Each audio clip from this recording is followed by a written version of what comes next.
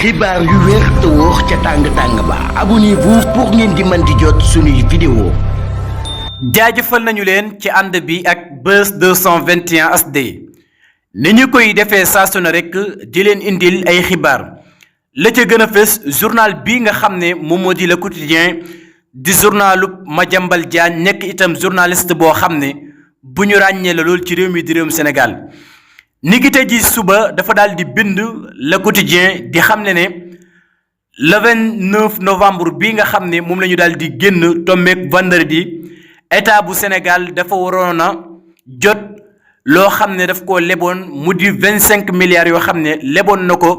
ci UEMOA waaye mujjeewu ko daal di jot mu mel na nag di xam ne UEMOA buñ déggee journal bi na mu waxee moo di UEMOA nanguta lebal li nga xam ne moom moo di réewum Sénégal 25 milliards yooyu nga xam ne mi ngi koy leb pour def ko ci réew mi loolee nag nekk ay xibaar yoo xam ne wérut waral ki nga xam ne moom moo di Cheikh Diba di ministère des finances génn démentir loolee nga xam ne journal bi di Le Quotidien bind na ko di journalu Madiambal Diagne waaye itam yàgg naa bind yu mel nii di jëmee ci état bi journal bi ginnaaw bu mu bindee loolu di wax ne 25 milliards yooyu nga xam ne état bu Sénégal doon na ko leb UEMOA daal di koy bañal loolee nekkul loo xam ne dëgg la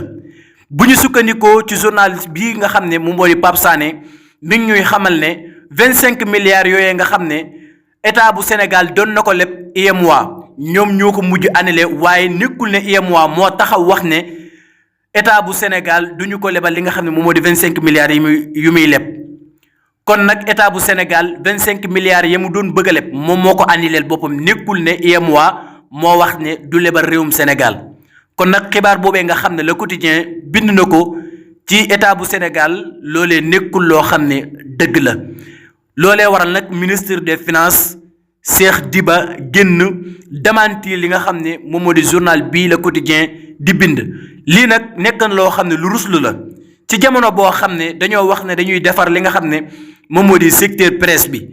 yow nga war a joxe li nga xam ne moom moo di information yu leer nañ war a wax li nga xam ne nag moom moo di sénégalais yi li dëgg xamal leen ne UEMOA nekkul ne moo annulé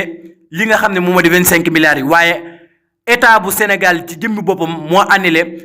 bor boobu nga xam ne fas yéene woon na ko leb ci UEMOA mu di 25 milliards yooyu kon nag journal bii Le Quotidien li mu bind dara nekku ci dëgg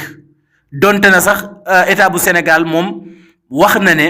moo bëggoon a leb waaye dafa mujjee daal di bàyyi ndax jot na li nga xam ne nag moom moo di ay financement kon nag journal bii nga xam ne moom moo di Le Quotidien li mu bind dara nekku ci dëgg loolee waral nag ministre des finances Cheikh Diba génn weddi mbir mu ni mel ba mu set wicci kon nag secteur presse bi jamono ji lu jar a raxasaat la ndaxte itam xibaar bii nga xam ne Le Quotidien bind na ko ci état bu Sénégal nekkul loo xam ne dëgg la